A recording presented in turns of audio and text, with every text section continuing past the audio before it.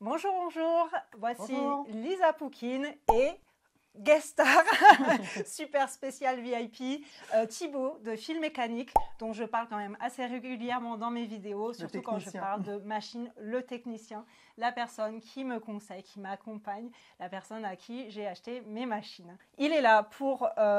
pourquoi tu es là? Tu es venu pour... Déjà l'entretien. Voilà. Donc je suis là pour l'entretien de la Q5, donc la machine industrielle de Lisa.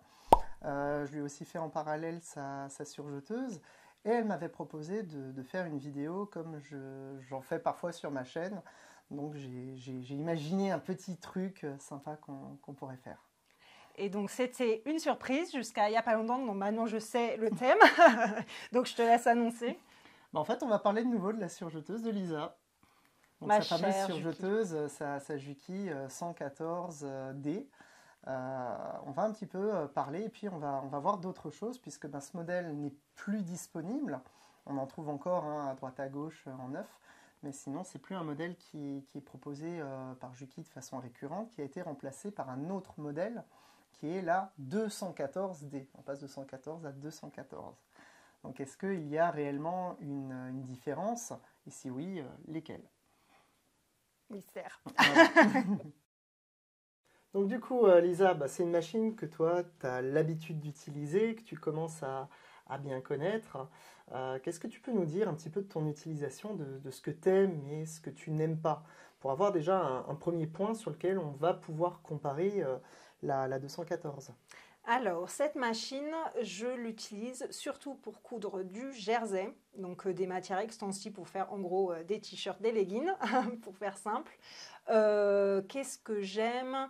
Je la trouve très performante, je la trouve assez facile à enfiler. C'est ça qui me l'a fait choisir, parce que j'avais vu une autre, c'était la Elna, je ne sais plus quoi. Et tu m'avais dit, c'était à peu près... 664. Voilà, c'était à peu près le même budget. Et tu m'avais dit, je crois, la différence, celle-ci, elle s'enfile plus facilement. Oui, c'est un peu ça. Enfin, moi, je trouve qu'elle est un petit peu plus facile à enfiler. Et après, donc niveau performance, oui, elle va être un petit peu plus costaud. Elle peut passer un petit peu plus d'épaisseur, plus de matière. J'ai jamais eu de soucis, ouais, effectivement, sur les épaisseurs. Je n'ai pas fait des trucs de dingue, mais effectivement, c'est quand même pas mal. J'utilise pour les surjets et tout ça. Et voilà, de façon générale, ce que j'aime, c'est qu'elle est performante et facile à enfiler. Et ce que j'aime pas, qu'est-ce que je peux dire? Faut dire quelque chose? Non, je sais pas. Ce que je disais, c'est que j'avais un souci que ce boucleur-là se désenfile de temps en temps au niveau du petit ouais, truc. Ça peut dépendre de l'utilisation des fils, la matière, de beaucoup de choses. J'ai remarqué aussi qu'au début, je mettais du fil mousse ici et du fil normal ici. Et que dernièrement, je le fais plus parce que s'il n'y a pas les mêmes qualités de fil, ça l'embrouille un petit peu. Donc, je sais pas à quoi c'est dû. Est-ce que tu as déjà vu l'intérieur? Non. Est-ce que tu veux voir l'intérieur? Je suis là pour ça. Ça tombe bien puisque j'ai ramené mes tournevis. Oh, wow, j'ai un peu peur. Mais... Bon, alors ce qui est bien, c'est qu'il y a juste besoin de ces deux-là. Pas trop stressé? Moi, ça va, je regarde. Allez.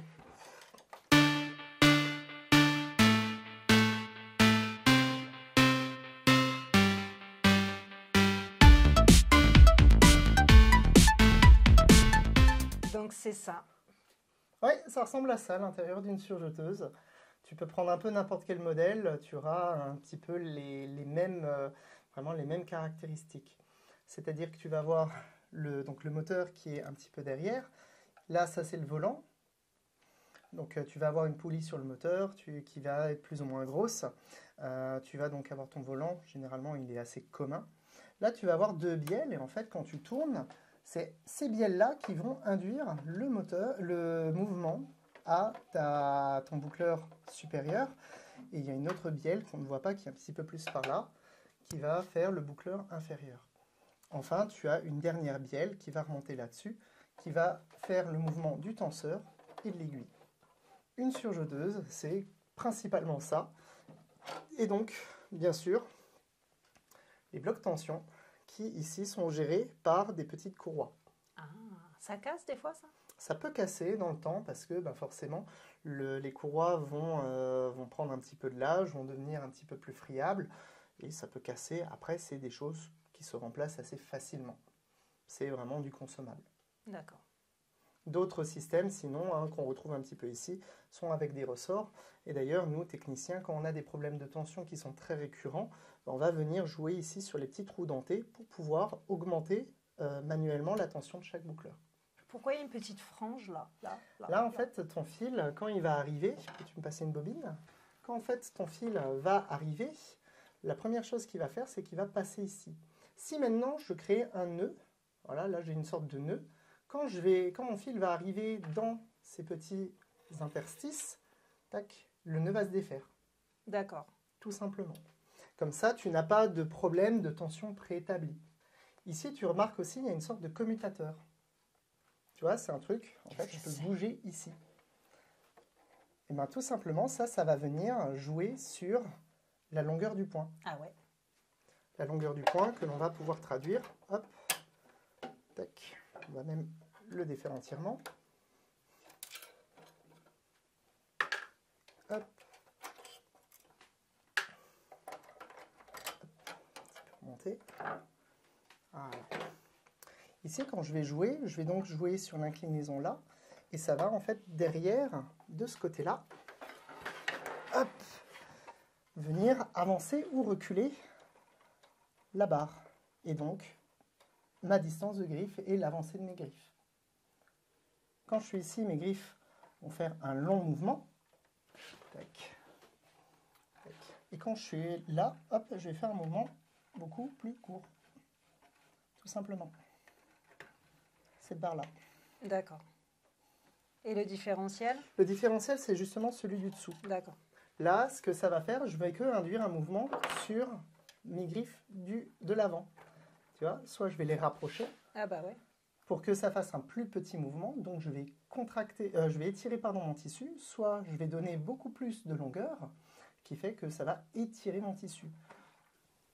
Je ne sais pas si c'est parce que je suis débutante de longue date ou si tout le monde se pose cette question, mais je ne sais jamais dans quel sens c'est le différentiel pour le régler en fait. Donc à chaque fois j'essaye.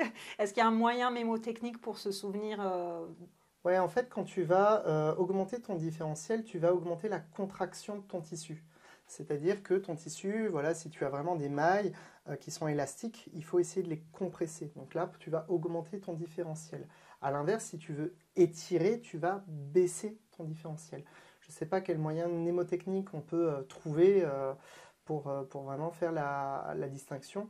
Mais en général, il faut retenir que si j'ai un tissu élastique, que je veux le coudre de façon le plus propre possible, je dois augmenter mon différentiel, c'est-à-dire compresser mon tissu à l'entrée pour que quand il se retrouve son format initial, ben, il soit bien cousu. Il y a deux cas où on va vouloir vraiment contracter le tissu alors que ce n'est pas forcément utile, par exemple un coton, donc je vais augmenter mon différentiel, c'est pour faire des fronces. A l'inverse, si j'ai une robe et je veux faire un peu un flanelle ou un ondulé, des petites vagues. Voilà, je vais baisser mon différentiel, donc du coup je vais étirer mon tissu, et quand il va retrouver sa forme initiale, bah, comme il a été cousu avec quelque chose qui se déforme moins, il va garder cet aspect un petit peu ondulé. Pour les bas de robe, c'est plutôt esthétique. Oui. Donc pour ce qui me concerne, on va dire que le moyen mémotechnique, c'est l'inverse de ce qui est logique, quoi. Voilà, chacun son truc. Ouais, en fait, dès que tu vas augmenter ton différentiel, tu contractes. Ça le contracte. C'est ça. Donc maintenant qu'on a vu un petit peu celle-là démontée, on va juste reposer le carter. Tac. Donc comme on disait, un petit disclaimer, ne faites pas ça chez vous. Ça, c'est plus réservé aux techniciens. Donc pour l'instant, on va la laisser comme ça, avec le pied et la plaque à aiguille. Et puis, on va passer à la nouvelle version de cette machine. Donc là, on est bien sur la 114D. Et donc voici la grande sœur, la nouvelle version, qui est la 214. Hop. Donc qu'est-ce que tu en penses comme ça à première vue? Eh ben, c'est quand même... il y a un air de famille. Hein. Il y a vraiment un air de famille, ouais. Donc c'est vraiment la grande sœur. Hein. Donc Juki a remplacé son modèle il y a, je crois, 2 ans ou 3 ans. Mais pourtant, ça ressemble énormément. Et puis, c'est vrai qu'il y a beaucoup de choses qui sont similaires. On voit notamment ici hein, les graduations. Et pour te montrer à quel point ça peut être similaire, même les schémas d'enfilage, ce sont les mêmes. Tu vois bien, hein, même le code couleur, que ce soit donc là chez 114 ou chez 214, c'est le même. Même les étiquettes de caution, attention, etc., ce sont les mêmes aux mêmes endroits. Donc a priori, on peut se dire, pourquoi avoir sorti un nouveau modèle? À la limite, il a juste des boutons bleus, il est peut-être un petit peu plus beau. Les boutons sont bleus. La petite molette, volant, là, ouais. le volant, il est bleu aussi. Le volant est bleu. Alors, est-ce que c'est plus cher du coup à cause de ces différences? Non, on va voir s'il y a d'autres différences. On va voir s'il y a d'autres différences. L'une des choses qui peut réellement nous informer sur la machine, c'est de regarder exactement ses caractéristiques techniques. Donc pour ça, c'est l'étiquette qui est derrière. Hop là. Donc là, est-ce que les étiquettes vont déjà nous renseigner sur la provenance, le modèle, mais aussi vraiment un petit peu plus, hein, notamment les capacités en watts, c'est-à-dire la puissance moteur. Bon, le voltage, normalement, il est censé être identique, puisqu'on est en Europe, on fonctionne sur du 220. À l'époque, il y avait des machines qui tournaient en 110 volts. Ah oui. Ouais. Donc là, maintenant, c'est là pour les faire fonctionner, il faut un transfo. Et du coup, il faut un petit peu regarder. Moi, de mon côté, le code, c'est donc la MO114DN. L'autre, normalement, ça va changer. Ouais. Ça va être la 214. Je confirme. Voilà. Ensuite, on peut regarder la truc. Juki Corporation, made by Juki in China. Et le modèle, donc, qui est un petit peu un code plus technique. Si maintenant on revient, là aussi, on a, c'est bien Juki qui est le fabricant et l'importateur. Ça a été fabriqué en Chine, comme quasiment toutes les machines à coudre aujourd'hui, ou alors à Taïwan. Voilà. Donc après, on peut s'intéresser à la puissance du moteur. Là, on voit qu'on a un moteur qui est de 90 watts. De combien est celui de la 214? 90 watts. Donc a priori, c'est quand même étrange, ça a l'air d'être les mêmes machines. Pour l'instant, ouais. Ouais. Alors c'est exactement en fait les mêmes machines, il n'y a qu'une seule chose qui va changer entre les deux, c'est justement la poulie moteur. La poulie moteur, sur celle-ci, elle va être légèrement plus grosse. Donc la machine va tout simplement tourner plus vite. Donc sur la nouvelle. Voilà, sur la nouvelle. Elle va gagner plus de puissance. Mais pareil, hein, là on a démonté l'une, je te propose on démonte l'autre. On va voir l'intérieur. Qu'est-ce qu'elle a sous le capot? Qu'est-ce qu'elle a sous le capot? Tu sais quoi, c'est toi qui vas le faire. Ouais.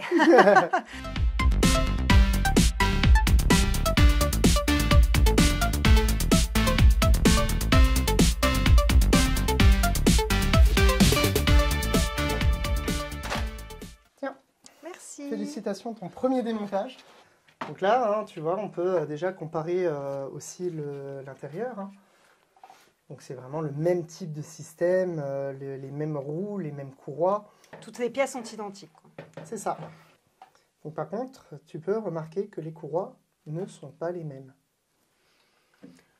Les courroies, c'est quoi? C'est ça la courroie. Oui. Oh. Elles n'ont pas les mêmes instructions. C'est ça en fait qui va te montrer que, bah oui, il n'y a pas le même nombre de dents. Là-bas, il y a plus de dents. Donc elle va tourner beaucoup plus vite. D'accord. C'est la seule différence. Et tu as fait le test, on voit que ça va plus vite ou c'est à l'œil nu ça vraiment à l'œil nu, tu ne le vois pas. C'est vraiment là purement mécanique. Ouais. Pareil, en général, tu ne vas pas pied au plancher sur ta surjeteuse. Non. De temps en temps, oui, parce que Ouais. tu as des très longues pièces à faire. Ouais. Et sinon, qui veut aller loin ménage sa monture. Donc parfois, oui, il y a beaucoup de personnes qui ont le pied un petit peu trop lourd sur la machine, alors qu'on se met un tout petit peu moins rapide, on va avoir la même performance et sans doute la machine va un petit peu moins souffrir, on va dire, de son utilisation. Pareil, une surjeteuse, ça va beaucoup plus vite qu'une machine à coudre. En général, même au niveau industriel, les surjeteuses industrielles, elles peuvent aller jusqu'à du 8000 points, Wow. là où ta machine ne va que aller jusqu'à du 4000. Elle va que à 4000 points en fait, elle est super lente, j'avais pas réalisé. En fait, dans l'ordre de vitesse, c'est les surjeteuses, les machines à coudre et les brodeuses. Une brodeuse industrielle, Matajima par exemple, on va parler de la Sai, elle ne va que à 800 points minute. Pareil, la grosse qu'on a à la boutique, la TMEZ, elle va, si on la débride, à 1200 points minute. On est très loin des 4000 points. Ah oui. La raison, elle est simple, sur une brodeuse, tu as le plateau qui bouge, bah, tu ne peux pas te permettre d'aller trop vite parce que ton plateau, il doit bouger à la même vitesse pour faire les points. Là, tu parles d'industriel, juste pour qu'on puisse comparer. Une machine à coudre familiale, elle fait combien de points? Ça dépend. Si on prend une bonne Bernina, il y a certaines Bernina qui vont aller jusqu'à du 2000 points. Mais elles sont bridées la plupart du temps à 1500 points. D'accord. Et ces surjeteuses-là, en gros? Ces surjeteuses-là, elles sont généralement données pour du 1600 points. Et est-ce que c'est parce qu'elles vont plus vite qu'elles font du bruit, les surjeteuses, plus qu'une machine? Non, en fait, tu as beaucoup plus d'organes sur une surjeteuse. Comme on l'a vu, tu vas avoir donc 3 bielles, une pour les aiguilles, une pour le boucleur inférieur et une pour le boucleur supérieur. D'ailleurs, celle-là, c'est celle pour le boucleur supérieur. Donc, tu as 3 organes qui doivent bouger en même temps. Et tu as aussi les griffes. C'est vrai qu'il se passe plein de trucs. Il se passe plein de trucs quand tu fais un tour de volant avec une surjeteuse. Quand tu regardes une machine à coudre, bah, tu as déjà un organe en moins. Tu vas que avoir le crochet, tu vas avoir les griffes et tu vas avoir l'aiguille. Donc tu vas avoir des organes qui font moins de mouvement et aussi un crochet, il ne fait qu'un mouvement rotatif. Tes boucleurs, ils doivent aller dans un sens et dans l'autre. Et enfin, tu vas aussi avoir tout ce qui va être friction du fil. Tu vas avoir à minimum 3 fils, sauf si tu veux faire du surjet à 2 fils. Ces fils-là, ils vont faire de la friction quand ils vont passer d'un côté à l'autre. Généralement, ils vont glisser sur le truc, c'est aussi pour ça que ça fait un bruit supplémentaire. D'où l'intérêt aussi, normalement, une surjeteuse, tu l'entretiens plus régulièrement qu'une machine à coudre. La machine à coudre, tu as principalement à nettoyer le crochet, la roue qui est à l'arrière du crochet. Pour une surjeteuse, ben oui, il faut enlever ça. On va venir lubrifier en tant que technicien etc. chaque organe. D'ailleurs, je ne sais pas si on va le voir là-dessus. Hop, si, on peut le voir sur celle-là. Ici, il y a des trous. Au fond de ces trous, il y a des feutrines qui permettent en fait de lubrifier l'intérieur de ces choses-là. Quand ces feutrines elles sont trop sèches, ben, tout de suite, ça va faire vraiment un bruit très métallique. D'accord. Et l'entretien d'une surjeteuse chez un mécanicien, c'est tous les combien là? Moi, je le préconise généralement tous les 2 ans, si vraiment la surjeteuse ne tourne pas beaucoup, tous les 4 ans. Aller à 5 ans, ça commence vraiment à faire beaucoup. D'accord. Ça dépend, comme d'habitude, Voilà. ça dépend de l'usage. C'est ça, c'est de l'utilisation. Une personne qui est un utilitaire, une personne qui va utiliser sa voiture tous les jours pour charger, etc., ben, les utilitaires, le contrôle technique, c'est tous les ans. Ouais. Donc on va déjà nous-mêmes la nettoyer assez régulièrement, vraiment la mettre en stand-by, pas l'ouvrir comme ça. Bon, après, si on sent de le faire, pourquoi pas, mais on peut vite faire des bêtises aussi. Mais au moins, voilà, lubrifier la barre à aiguille, les roues des boucleurs, ça c'est vraiment le strict minimum. Et surtout, ne pas hésiter à passer l'aspirateur ou de la soufflette.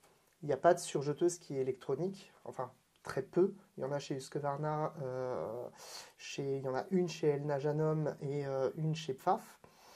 Mais ça reste quelque chose d'assez particulier et rare. Là, pareil, les personnes, une fois tous les trimestres, s'ils utilisent beaucoup leur surjeteuse, il ne faut pas hésiter à venir enlever les 4 vis du dessous. Alors faire attention à quelles vis sont des vis, juste pour au moins enlever toutes les bourres qu'il peut y avoir dedans. Là, juste en enlevant ces 4 vis, on va vite le faire. J'ai jamais fait ça, c'est pas grave. Non, c'est pas grave, encore une fois, c'est tout est dans l'utilisation. Moi, systématiquement, je le fais. Là aussi, elle a 1 an, elle n'était pas très sale. Oui, là, elle vient de révision, donc normalement, ça va être... Normalement, c'est nickel. Sinon, c'est que je suis pas très bon. Auto-évaluation. Auto-évaluation, ouais. Alors déjà, il y a un poil de chien, là. Bizarre. Bizarre, hein. Hop. Donc un truc que les personnes peuvent faire sans mettre, on va dire, en péril. L'ouvrir comme ça, c'est plus moi qui vais le faire. Mais juste ouvrir, voilà, ces 4 vis-là. Alors ça, on a le droit de faire. On l'éteint, on la débranche. On l'éteint, on la débranche, oui. Ça paraît évident, mais je précise. Donc là, voilà, hop. Donc tu vois, sur certaines, il y a le capot qui est ici, qui vient avec. Là, c'est pas le cas. Et donc là, en plus, je vais voir d'autres organes de la machine. Et donc c'est vraiment là-dessus et dans le fond du capot, où il peut y avoir, tu vois, là, ces petits trucs-là qui peuvent être un petit peu du reste de bourre. Et ouais, c'est tout le temps sale, une surjeteuse. Tout le temps. Donc, il faut la nettoyer beaucoup plus régulièrement. C'est sûr. Après, si tu regardes, là, c'est bien, on a vraiment, comme c'est un peu la même, on voit déjà d'autres organes. Là, tu vois que ça, c'est pour le boucleur supérieur. Celui-là, c'est celui pour le boucleur inférieur. Et derrière, donc, tu vois aussi, là derrière, tu as la même pièce que ici, mais pour le boucleur inférieur. Alors pareil, il y a des personnes qui me disent « Ouais, mais il y a du plastique, il y a du plastique. » Oui, heureusement que c'est en plastique. Si c'était en métal, bah, tu devrais le lubrifier quasiment tous les jours, d'une part. Et d'autre part, un roulement en métal, à partir du moment où il bloque, il va te vraiment casser la mécanique. Donc un plastique, ben, tu changes la pièce plastique et c'est reparti pour des années. Bon, ici je te disais qu'il y a aussi d'autres machines qui ressemblent comme deux gouttes d'eau aux deux machines qu'on a vues. Non, des triplettes, des sœurs triplettes. Donc voilà, ouais, je te ramène hop, une lointaine cousine. Je te présente la Bernina 800DL. Elle a le même look aussi. Ah bah si tu prends le bloc tension, hein, là pour le coup, si tu regardes même les illustrations, ils ont juste changé, là ils ont mis un boucleur.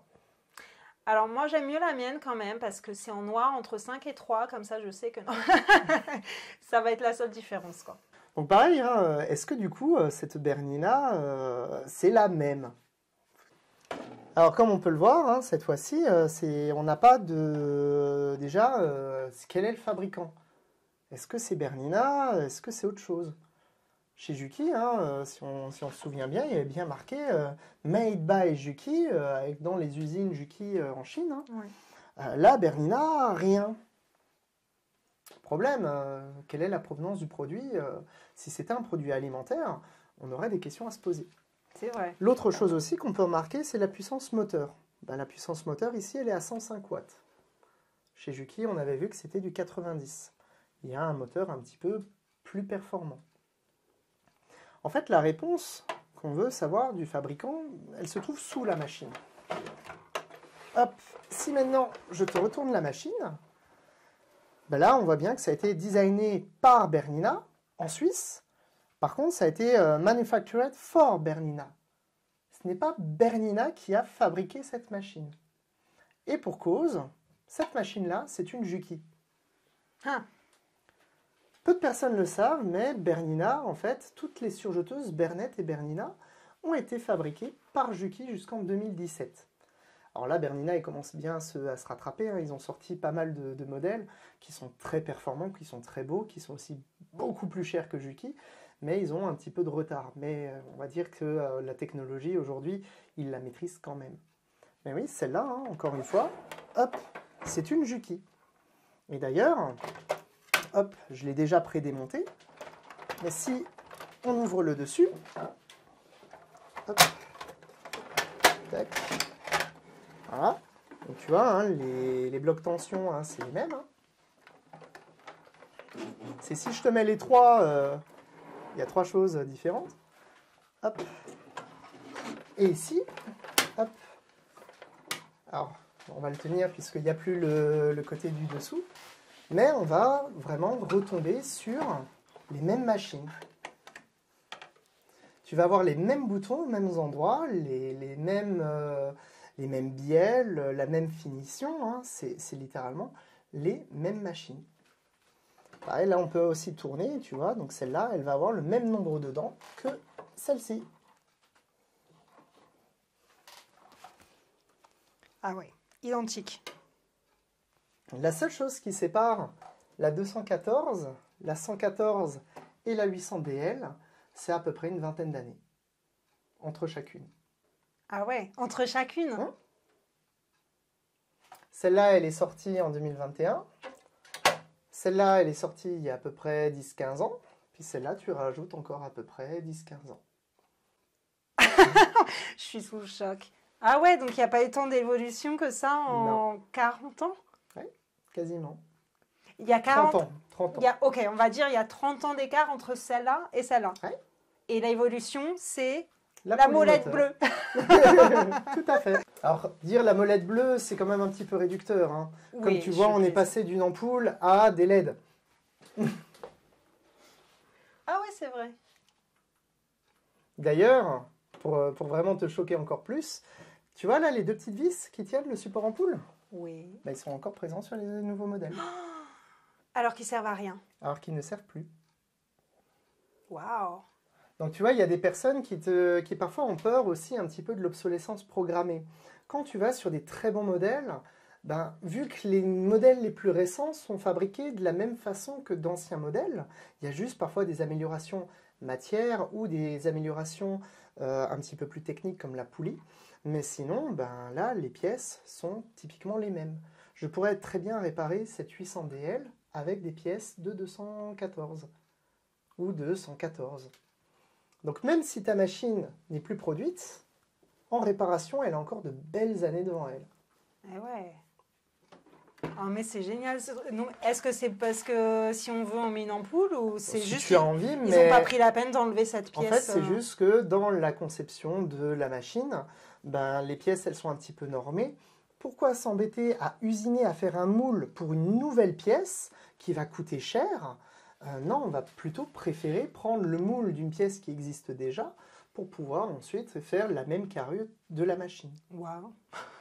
Et il y a plein de marques comme ça. Il faut savoir, Juki, ça fait pas très longtemps qu'ils sont sur le marché du familial. À l'époque, ils étaient plutôt manufacturers. C'est eux qui ont fait les surjeteuses Bernet, Bernina. C'est eux aussi qui ont fait à un moment donné du Singer, hein, des vieilles Singer, les Singer Futura. C'est de la technologie Juki. D'accord. Tu ouvres une Futura, là c'est même pire que ça. Tu vas avoir sur la platine Juki. Carrément. Et tu as aussi d'autres similitudes entre Janome et Elna, puisque là, bah, pour le coup, Janome a racheté Elna en 97. Ah oui, d'accord. Donc on a vu au niveau des blocs tension, c'est aussi ça, hop, que je voulais montrer. Tac, on va faire attention de ne pas perdre les vis. Même au niveau des plaques à aiguilles, que tu prennes... Ouais, tac. Donc tu vois, on peut mélanger les vis, aucun problème. Ouais, ça fait un peu peur, mais bon, c'est même pas toutes les mêmes. Donc si tu regardes au niveau des plaques à aiguilles, si tu es chez Bernina, hop, chez 114 ou 214, tu vas avoir vraiment les mêmes pièces. Donc ça, c'est génial au niveau réparation, parce que tu peux vraiment réparer ces modèles avec des pièces neuves. Donc c'est vraiment, pour moi, je trouve quand même un plus. Ça peut un petit peu être choquant de se dire que c'est les mêmes machines, avec juste quelques améliorations un petit peu par-ci, par-là. Mais sinon, bah, la réparabilité de l'une à l'autre, bah, y a moins de problèmes. Tu utilises les mêmes pièces. Alors, la différence de cette molette bleue là, qui est aussi la... Quoi Alors la molette bleue, c'est la même ici et là. C'est juste la poulie qui est derrière, qui est sur le moteur. Est-ce que ça vaut la différence? Parce qu'il y a quand même une différence de prix entre la nouvelle et l'ancienne. Est-ce que ça... Alors l'évolution de prix, il y a différentes choses. Il faut savoir que quand ils ont changé la 114 par la 214, elles étaient au même prix. Il n'y a pas eu d'évolution de prix. Il y a eu une évolution de prix due au Covid et l'intérêt de la machine à coudre. Bah oui, forcément, les fabricants, ils doivent fabriquer plus, il y a plus de moyens, donc ils vont vendre aussi plus cher. Et là, maintenant, il y a une hausse des prix à cause des matières premières, des semi-conducteurs. Alors ça, pas pour les surjeteuses puisqu'il n'y a pas de semi-conducteurs dedans, mais aussi dans tout ce qui va être transport. L'essence a explosé, forcément. Aujourd'hui, faire venir une machine qui est fabriquée en Chine va coûter plus cher. Mais ça reste toujours plus rentable de la rentabiliser en Chine, malgré le déplacement, pour la simple et bonne raison que un ouvrier chinois, ça coûte quand même moins cher en termes de main-d'œuvre qu'un ouvrier français. Donc c'est pour ça, pour le moment, les machines refaites sur le territoire français, c'est pas pour tout de suite. Oui, ça n'existe pas d'ailleurs. Tu disais qu'elles sont soit fabriquées en Chine, soit à Taïwan. Oui, mais même les Bernina, même les gros modèles Bernina, ça c'est, je l'avais tourné sur une vidéo que je n'ai pas encore sortie à l'heure où on tourne cette vidéo. Bernina ne se cache pas, hein. Tu vas sur le site officiel de Bernina, ils te montrent les usines en Thaïlande pour leurs modèles. Et il y avait des personnes qui disaient, ah oui, mais les très grands modèles, ils sont encore faits en Suisse. Et non, c'était vrai il y a encore 20 ans, il y avait certains modèles où c'était encore de l'exploration. On préférait avoir les ingénieurs suisses sur place. Maintenant qu'ils sont rodés, tout est fait dans les usines Bernina à Taïwan. Il faut savoir que, encore une fois, c'est des usines Bernina, ce n'est pas des usines de sous-traitance. Il y a certaines machines, les Lidl, elles sont faites par des sous-traitants. On n'a pas, il y a marqué e-element by Pfaff, mais ce n'est pas les usines Pfaff. D'accord. C'est vraiment d'autres styles de fabrication avec pas les mêmes contraintes, pas les mêmes vérifications, les mêmes process. Bon, pour sortir une machine à 100 euros, de toute façon, Ouais, il faut prendre... tout à fait. Voilà. Tout à fait. Mais voilà, donc oui, Bernina est en Thaïlande. Juki, ben, ils ont des usines en Chine et en Thaïlande aussi. Et par contre, c'est des usines qui restent éthiques. Si tu vas vraiment sur le groupe, le site de Juki, il y a vraiment plein de normes d'antidiscrimination, de respect, etc. Il faut savoir que c'est quand même une boîte japonaise. Ils ne vont pas venir là-bas en disant non, non, nous on veut que des ouvriers japonais qui travaillent à la japonaise. Non, ils s'adaptent aussi aux contraintes du pays, aussi bien politiques qu'éthiques. Tu es vachement renseigné, non seulement niveau mécanique, mais aussi côté parce qu'en fait, fabrication. il y a le pourquoi je me documente aussi, parce que parfois on me pose la question. Et moi-même, j'aime pas rester sans réponse. Il faut que je comprenne qu'est-ce qu'il y a derrière. Et c'est pour ça que démonter déjà, essayer de comprendre, c'est aussi le rôle un peu du réparateur. Tu viens avec un problème, tu n'as pas de solution magique. Il faut d'abord comprendre pourquoi il y a ce problème-là pour pouvoir le réparer. Et tout ça, après, on te pose la question, oui, mais j'ai vu Made in China, souvent on dit acheter chinois, acheter 2 fois. Ah oui. Oui, mais c'est pas parce que c'est produit en Chine que ce n'est pas un produit de qualité. Pareil, aujourd'hui, même les moteurs les plus performants, c'est fait avec des aimants. Les plus gros fabricants d'aimants, ils sont chinois. Donc même dans nos téléphones ou dans d'autres trucs, il y a beaucoup de technologies chinoises et pourtant ça fonctionne plutôt bien. Voilà. Vaste sujet. Bon, maintenant il faut remonter. Donc je te laisse avec ça et puis moi je vais boire un café. C'est parti.